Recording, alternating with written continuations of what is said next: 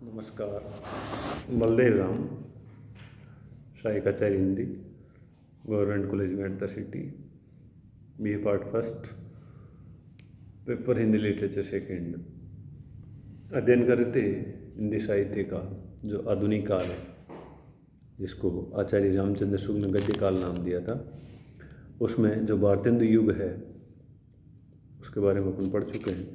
आज अपन महावीर प्रसाद द्विवेदी युग, उस युग के प्रमुख कवि कौन से थे और उनमें भी राष्ट्रीय काव्य धारा के एज ए प्रतिनिधि कवि मैथिली शरण गुप्त, उनके व्यक्तित्व और कर्तृत्व है का अध्ययन करेंगे। और द्विवेदी युग के प्रमुख कवि कौन कौन से थे उनके बारे में आज अपन पढ़ेंगे। मैथिली शरण गुप्त और राष्ट्रीय काव्य धारा। भारत भारती एवं साकेत जैसी यशस्वी रचनाओं के रचयिता राष्ट्र कवि मैथिली शरण गुप्त का जन्म चिरगांव झांसी में 1886 ईस्वी में तथा निधन 1964 ईस्वी में हुआ। वे हिंदी की राष्ट्रीय काव्य धारा के प्रतिनिधि कवि माने जाते हैं या कहे जा सकते हैं।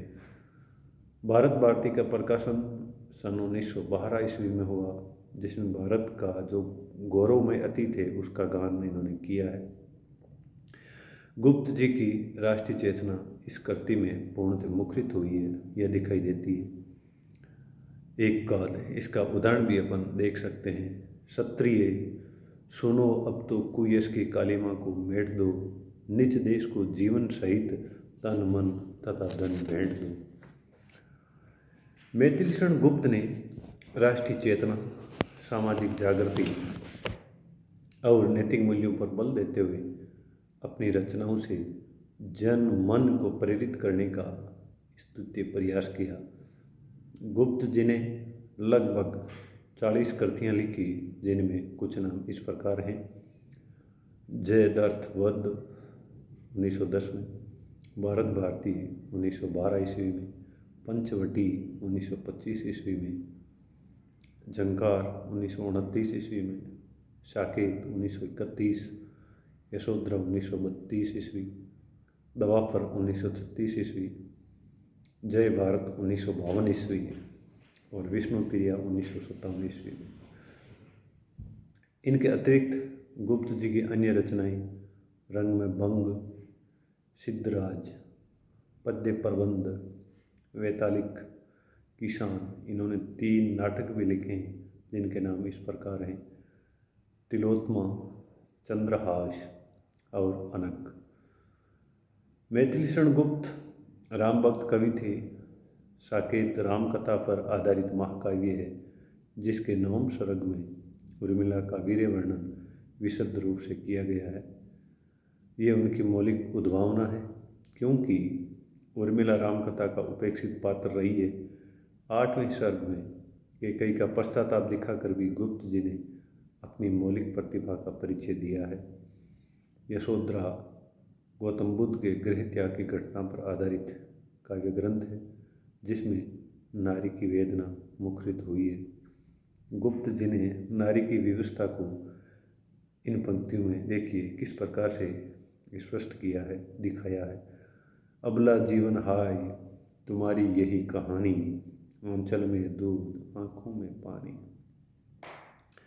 राष्ट्रीय काव्य धारा के और प्रमुख कवि द्विवेदी युग में जो हुए, मैथिली शरण गुप्त के साथ साथ नाथुराम शर्मा शंकर, गया प्रसाद शुक्ल स्नेही, राम नरेश त्रिपाठी, राय देवी प्रसाद पूर्ण, रामचरित उपाध्याय आदि विशेष रूप से उल्लेखनीय हैं।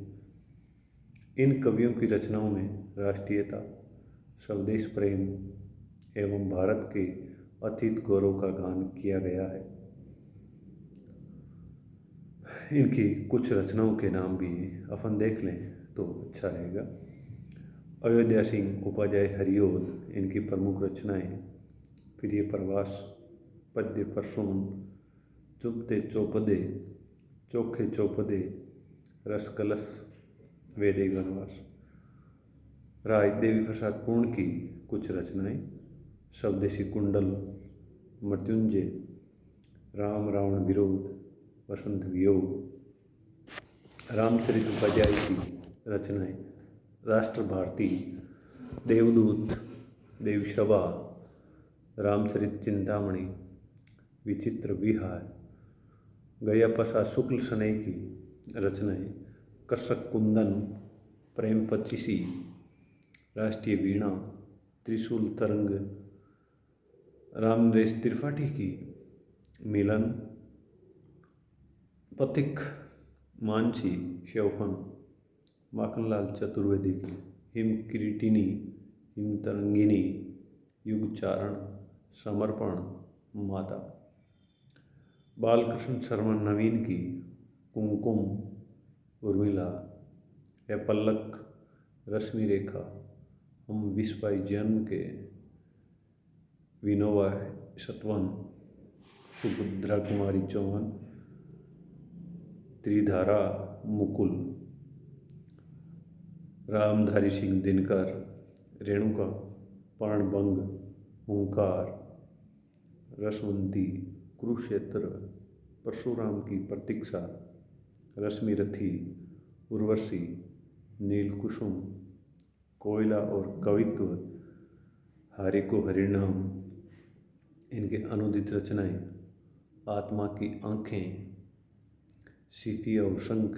इनकी जो गद्य रचनाएं हैं संस्कृति के 4 अध्याय, शुद्ध कविता की खोज, विवाह की समस्याएं, दिनकर की डायरी आदि इस धारा के जो कवि हैं उनकी प्रमुख एक प्रकार की रचनाएं।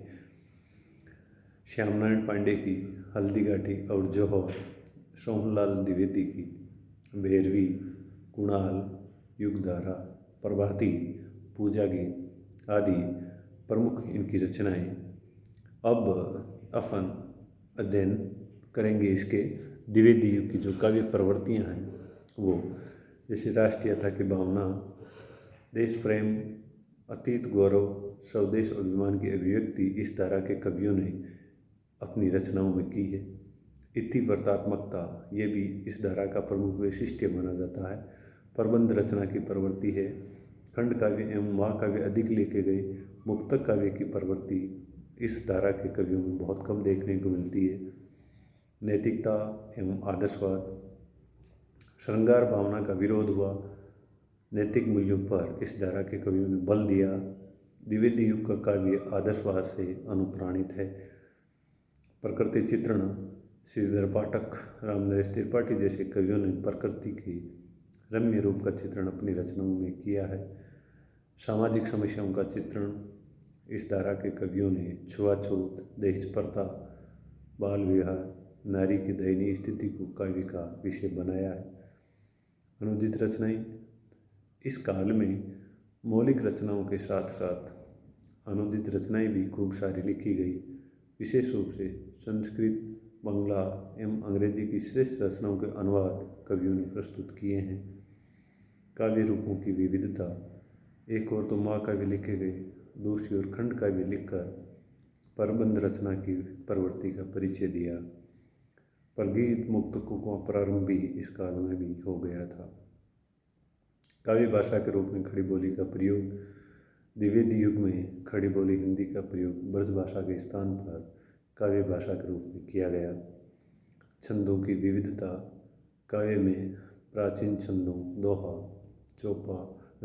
चौपाई, रोला, सवैया, कुंडलिया के साथ साथ संस्कृत वर्णवर्तों, हरिगीतिका, उपेंद्र वज्रा, इंद्र वज्रा, शार्दुल विक्रीडित, ताटक आदि छंदों का प्रयोग किया गया है।